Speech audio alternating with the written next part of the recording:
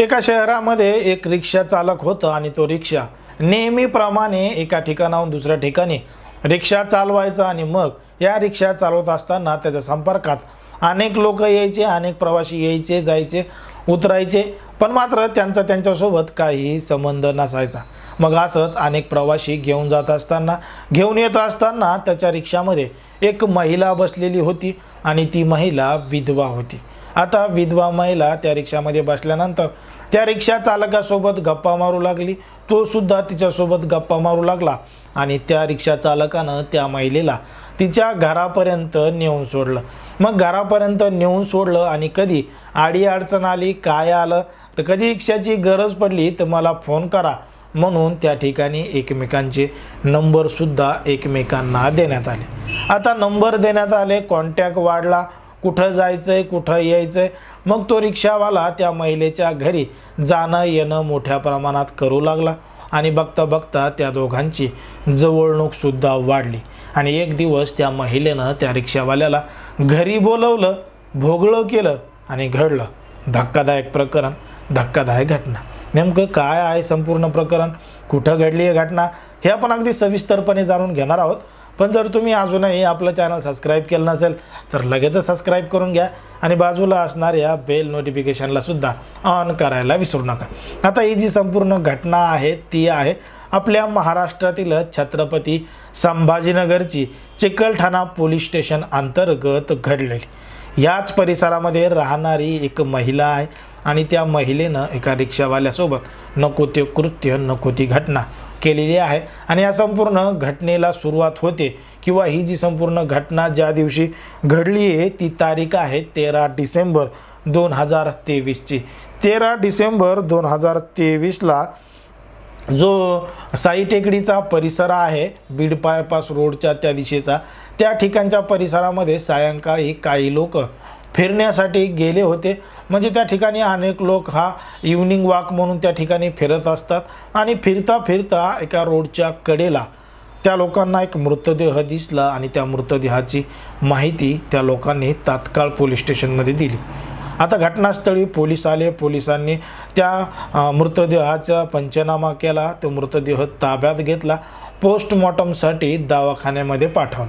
पण मात्र तो मृतदेह कोणाचा होता, काय होता याची ओळख पोलिसांना पाठवायची होती आणि पोलिसांनी त्याच दिशेनं चौकशी केली आणि चौकशी अंती समजलं की तो जो मृतदेह आहे त्या व्यक्तीचं नाव आहे आनंद वाहुळ। आनंद वाहुळ यांचा तो मृतदेह असल्याची माहिती मिळाली आणि तो एक ऑटो रिक्षा चालक आहे अशी सुद्धा माहिती पोलिसांना मिळाली। पण ज्यावेळी पोस्टमॉर्टमचा रिपोर्ट आला त्या पोस्टमॉर्टमच्या रिपोर्टमधून सिद्ध झालं की या व्यक्तीला मोठ्या प्रमाणात हाणमार झाली, हाणमार करून त्याचा गळा आवळून त्याला ठार करण्यात आलं आहे, त्याला या ठिकाणी या परिसरामध्ये फेकण्यात आलं आहे अशी माहिती पोलिसांना मिळाली त्या पोस्टमॉर्टममधून। आता ही सगळी माहिती मिळाल्यानंतर आरोपी नेमका कोण आहे, काय आहे आणि त्याला का मारलंय हाच मोठा प्रश्न पोलिसांसमोर पडलेला होता आणि पोलिसांनी या संपूर्ण घटनेचा तपास लावायचं ठरवलं आणि मग चक्र फिरवली, सुरुवात चालू केली। जेव्हा त्या व्यक्तीचा कॉन्टॅक्ट नंबर काढला, त्याचे कॉल डिटेल्स तपासण्यात आले, त्याचे लोकेशन तपासण्यात आलं, तो कोणाच्या संपर्कात आहे, काय आहे, तेव्हा पोलिसांना यामधून माहिती मिळाली की ह्या जो मृत झालेला व्यक्ती आहे त्याच्या संपर्कात एक 45 वर्षीय एक महिला होती आणि त्या महिलेला एक छोटा मुलगा सुद्धा होता। मग पोलिसांनी जेव्हा तिचं लोकेशन काढलं, तिचा पत्ता काढला, तिच्या घरी गेले, तिला ताब्यात घेतलं, तिची चौकशी केली। सुरुवातीला तिनं उडवाउडवीची उत्तरं दिली, पण मात्र जेव्हा पोलिसांनी पोलिसांच्या पद्धतीनं विचारलं तेव्हा संपूर्ण प्रकरण हे समोर आलं। तिनं सांगितलं की ही जी घटना आहे त्याच्या काही वर्षांपूर्वी तो जो रिक्षा चालक होता आनंद वाहुळ आणि ही जी महिला आहे 45 वर्षीय, या दोघांची भेट अशाच रिक्षाच्या प्रवासादरम्यान झाली होती आणि मग ओळख झाली, ओळखीचं रूपांतर मैत्रीमध्ये झालं आणि मैत्रीमध्ये रूपांतर झालं की तो जो रिक्षा चालक आहे त्याचं या महिलेच्या घरी जाणं येणं मोठ्या प्रमाणात वाढलं आणि ही जो महिला आहे तिला एक छोटा मुलगा सुद्धा होता। आता मुलगा छोटा होता आणि तो रिक्षा चालक तिच्या घरी येऊन तिच्यासोबत जबरदस्ती करायचा, नको ते कृत्य करायचा आणि बघता बघता असं त्यांचं मोठ्या प्रमाणात चाललं.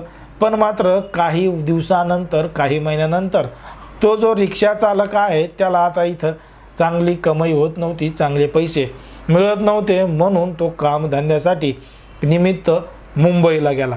आता मुंबईला गेला, बरेच महिने, बरेच वर्ष तिकडं तो राहिला आणि मग बरेच वर्ष राहिल्यानंतर पुन्हा छत्रपती संभाजीनगरला आला आणि त्याच महिलेच्या घरी गेला.